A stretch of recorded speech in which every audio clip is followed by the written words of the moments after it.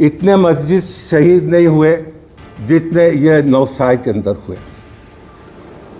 मस्जिद हाशमी सेक्रेटेरिएट वास्तु की वजह से तोड़ दी गई।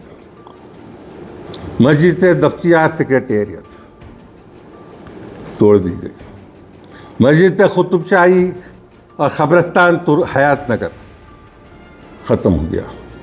मस्जिद तीन खाना शामिर पेट, मस्जिद कुतुब शाही और गिरवजात जिलालगुड़ा, मस्जिद एक खाना अंबरपेट,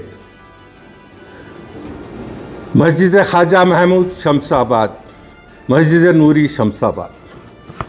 और ये सारे मस्जिदों की शहादत के वक्त ये शख्स होम मिनिस्टर था। क्या इस शख्स ने कभी एतजा किया वह हैसियत मुसलमान होने के? क्या कभी कहा कि क्यों तोड़ रहे हैं मस्जिद? जब तुम्हारी खुतबत थी चीफ मिनिस्टर से, था कि तुम उठ के खड़े होते और बोलते। अब जो पैटर्न सामने आया है, आप गौर से देखिएगा। उस्मानिया हॉस्पिटल है, तोड़ दो। एरम मंजिल है, तोड़ दो।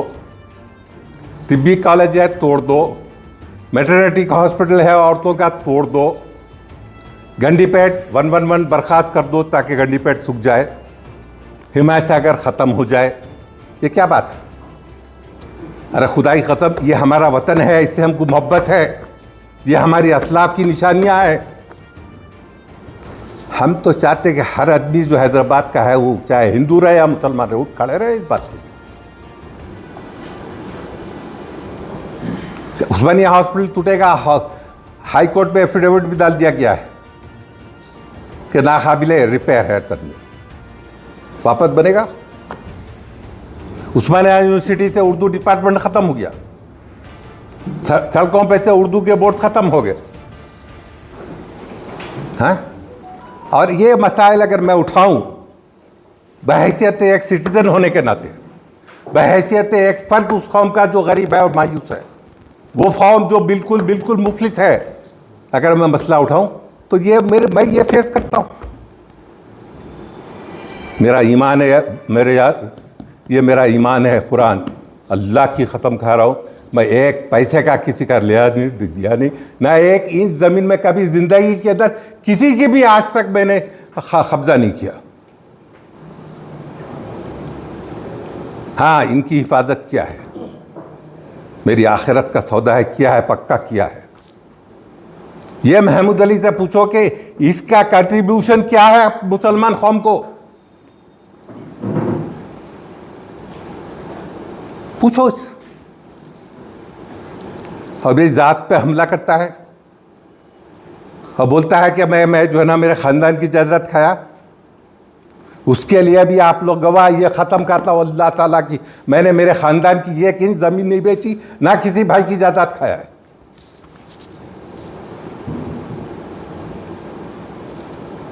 मुंतज़िर हूँ इस शख्स ने जब कहा है कि 25 तारीख को ये सब रिकॉर्ड लाएगा। आप सबसे वायदा है, यकीनन इस शख्स को मैं डिफामेशन फाइल करूँगा, छूटने का सवाल ही नहीं। और जहाँ तक मेरी कौम है, मैं फिर एक बार कहता हूँ कि क्यों डालना चाहिए उनको, उस पार्टी को जो हमारी मस्जिदों को तोड़ दे? क्यों डालना चाहिए उस पार्टी को जो जिसने वायदे किए और एक भी वायदा पूरा नहीं किया? क्यों नहीं डालना चाहिए उस पार्टी को जो जिसने हमको 4% दिया? बोलो, आप लोग इंसाफ करो, एज अ ह्यूमन बीइंग बोलो।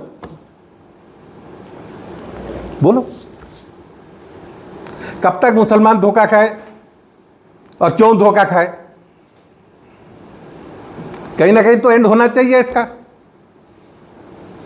कोई एक शख्स उठकर पूछ रहा है कि मुसलमानों का हक क्या है इन वेलफेयर स्कीम से, मैं खामोश बैठ जाता हूं, बता दो।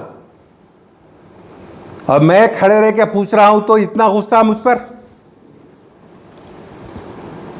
यकीनन मुसलमान इस वक्त मुत्तहिद हो रहा है, मेरी अपील है मुसलमानों से, चाहे वो तेलंगाना के किसी गांव में हो, मुत्तहिद हो जाओ और अपने हक के लिए खड़े रहो।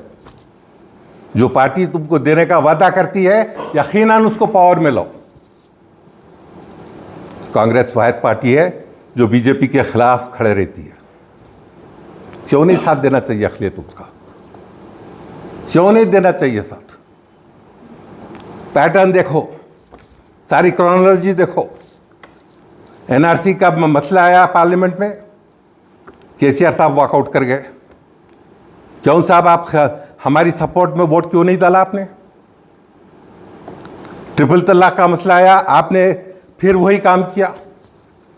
क्यों नहीं साहब हमारी सपोर्ट में आया आपने? हम तो बच्चा हम आपको वोट डाला था।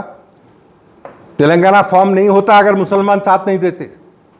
हमने खुलकर साथ दिया, आपने वादा किया, हमने आपको गले से लगाया। आज किस बात की रंजिश है आपको?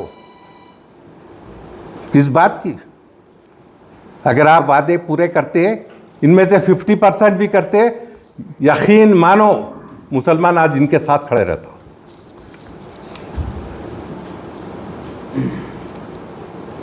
धोखा, झूठ, असेंबली पास करती है रेजोल्यूशन, भिजाया जाता है सेंटर को, जानते बूझते कि बीजेपी गवर्नमेंट देती है। वो तो 4% भी बर्खास्त करने का ऐलान कर दिया है। क्या ये गुनाह है? मेरी कौम के लिए खड़े रहना गुनाह है? क्या मेरी जात के लिए मांग रहा हूं 4%? अल्लाह ताला मेरी रोटी